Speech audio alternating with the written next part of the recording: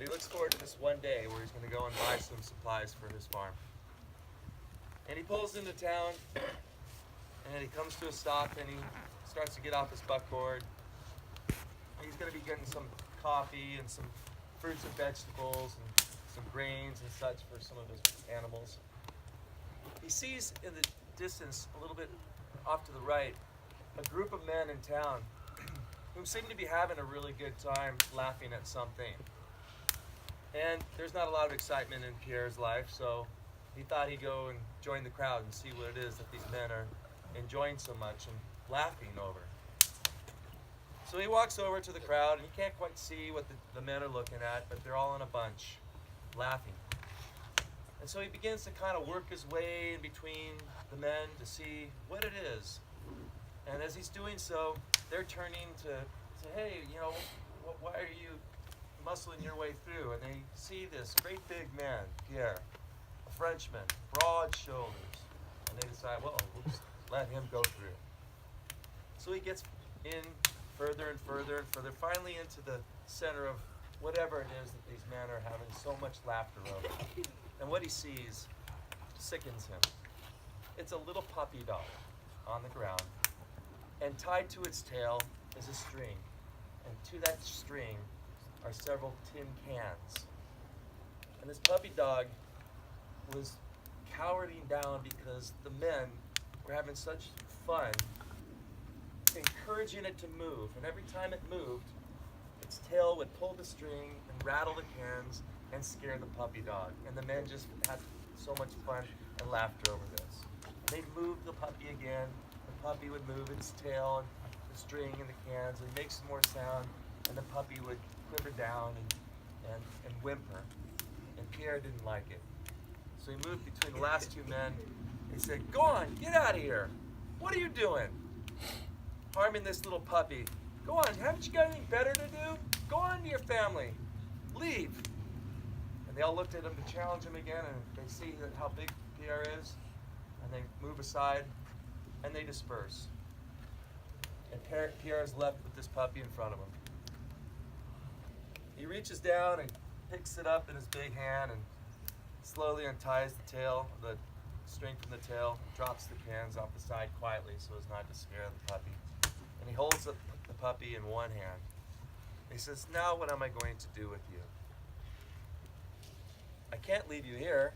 If I do, those men will just come back and tease you again. I'm not looking to have a puppy. He decides the best thing to do for the puppy is to take him home. And that began the best friendship known to man between man and dog. This dog, Pierre named CALIBAN. CALIBAN grew to be a magnificent, wonderful, large mountain dog up in Alberta, Canada. And he and Pierre became best of friends. Pierre and CALIBAN did everything together. Every day there would be something to do on the farm. CALIBAN would be right there beside Pierre every bit of the day, from morning till night. CALIBAN would eat breakfast beside him, lunch beside him, dinner beside him. He'd even sleep beside him in his room, inside the house. They had a fantastic friendship. CALIBAN was all that Pierre had. Pierre was all that CALIBAN had. Well, one day, something different happened in CALIBAN's life. Pierre, on a Saturday, came out and took CALIBAN over to a fence and opened it up and put CALIBAN inside and shut the fence and locked it. Pierre had created a sort of a kennel for him. And Pierre went off to his buckboard and went on into town. First time CALIBAN had been left alone and not gone into town with Pierre. Well, about 4 or 5 hours later, the buckboard came home. And CALIBAN rose in excitement. His master is home. Buckboard comes to a stop. And CALIBAN again sees something he's never seen before on their farm. Pierre had gotten married that day. And Pierre was helping his new bride off the buckboard and showing her to her new home. But before going to the home, Pierre wanted to introduce his bride to Caliban. And he brought his bride over to where Caliban was and said, "And this is Caliban, the dog I've been telling you about." And she went to meet Caliban closer, and as she got closer to Caliban, Caliban growled and snarled. And she went back by a step. She said, "Pierre, that's a jealous dog." Pierre said, "Nonsense.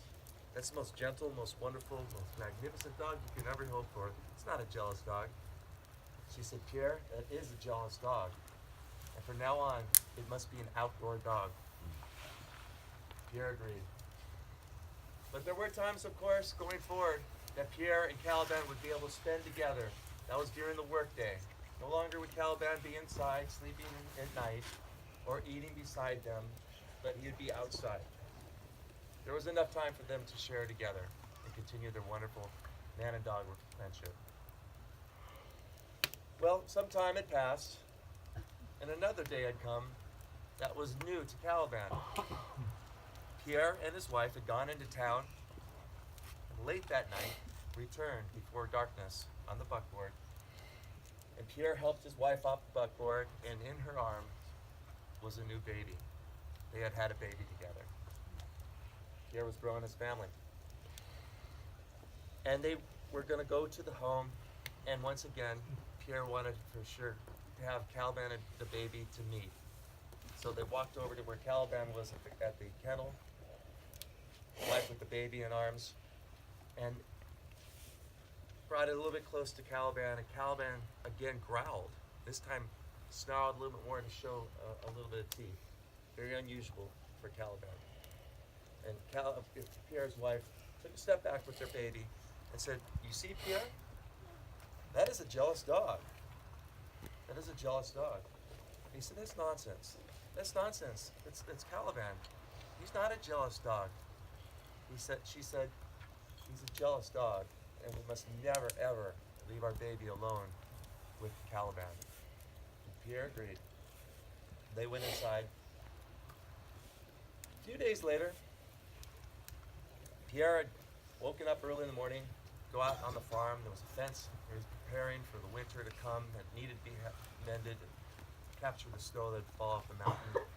This particular day was another strange day to Caliban, because instead of taking Caliban, for whatever reason, we don't know why, Pierre got on his buckboard and went off to the top of their ranch, but without Caliban.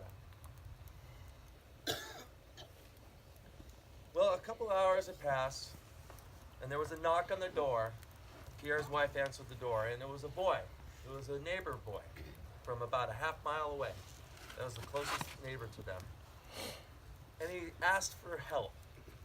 His mother was ill, and he was asking Pierre's wife if she could come and help nurse her back to health. And being that there weren't many people in that area, when a neighbor asks, you help.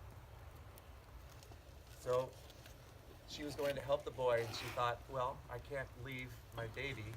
I know what I'll do. I'll tie a note onto Caliban's collar, and I'll have him go off and find Pierre, and it'll tell Pierre to return to the house to look after our baby, and I will be able to go with this boy to help the mother. So she did.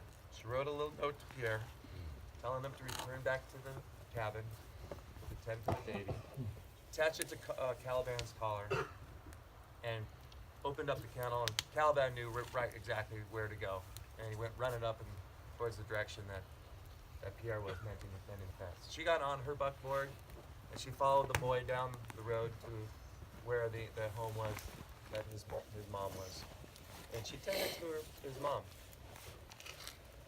Well, it took just a little while, but after maybe about an hour and a half, it was looking like the boy's mom was well enough that she could return home to Pierre.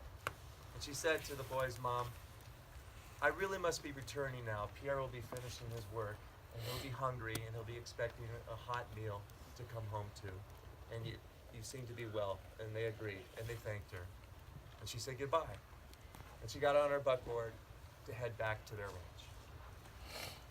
Well, she's going down the dirt road to the ranch. And there's a fork in the road. One is a direct route to the ranch, and another one goes to the ranch, but a little further, and it bends around the top right area of the ranch and then back down the hill. So she took that turn, we don't know why. And she's going along on that road, and she goes, "No, that's silly.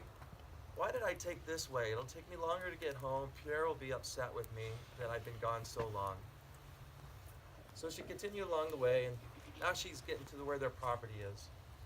And she sees off in the distance in the top area what appeared to be a man working on a fence at the top of their farm. She says, "That can't be Pierre. That can't be Pierre. Caliban would have found Pierre, and Pierre would be back at home with our baby." And she got closer and closer, and she saw that it was indeed Pierre. So she got up to Pierre, stopped the horse, and looked at him, and he looked at her, and she said, "What are you doing here?" And he looked at her and said, "Well, I might ask you the same question. What are you doing here?" And she said, "Didn't Caliban find you?" He said, "Caliban? I haven't seen Caliban all day." She said, "Oh my God, I've left that baby alone with that dog." Pierre said, "Calm down." So with that, he got onto the buckboard with his wife, whipped the horse, and on they went down to the ranch. They went quickly. They came to the front of the ranch and came to a stop. And there was silence. And they looked towards the home, and the front door was open. Pierre's wife said, "Pierre, I just can't go in there. I just can't go in there." He said, "Calm down. I will go see that everything is fine." Pierre gets off the buckboard, takes a couple steps towards the house, sees that the front door is open, and calls for his dog. "Caliban, here, boy." No sound. He walks closer and closer and closer to the house, and he gets to the front door, and he calls inside the house. "Caliban, here, boy. Here, Caliban." Still no sound at all. So he walks inside his house, takes a left to go down the hallway to where his baby's room is. And he says again, "Caliban, here, boy. Here, boy." There's no sound. He walks down to his son's room, and that door is open. And he turns to his baby's room, and he once again says, "Caliban, here, boy. Here, boy. Here, Caliban." And he sees Caliban coming from behind the door. And Caliban's got a funny look in his eye. And he's kind of drawn down, and the hair on the back of his coat is standing up. And he's got a real strange look in his eye. And he's got some blood across his chops. Pierre said to his dog, "Just couldn't wait. So my wife was right. You are a jealous dog. You just couldn't wait to be alone with our baby." Caliban continued to look up at him with that strange look in his eye. And with that, Pierre turned, went back outside the door, down the hallway, across the room to the living room, where above the fireplace, he had a rifle. He reached for the rifle. He put a bullet inside the rifle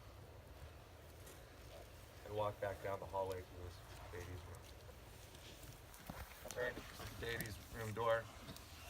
There was still Caliban, down on his elbows, looking up with a strange look in his eye, hair up on the back of his coat.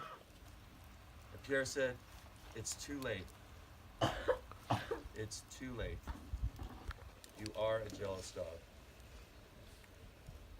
With that, he took the rifle and lifted it and pointed it at Caliban's head, and he pulled the trigger, and the shot rang true, and the dog lay dead. Just after he took that shot, he heard the sound of a baby cry.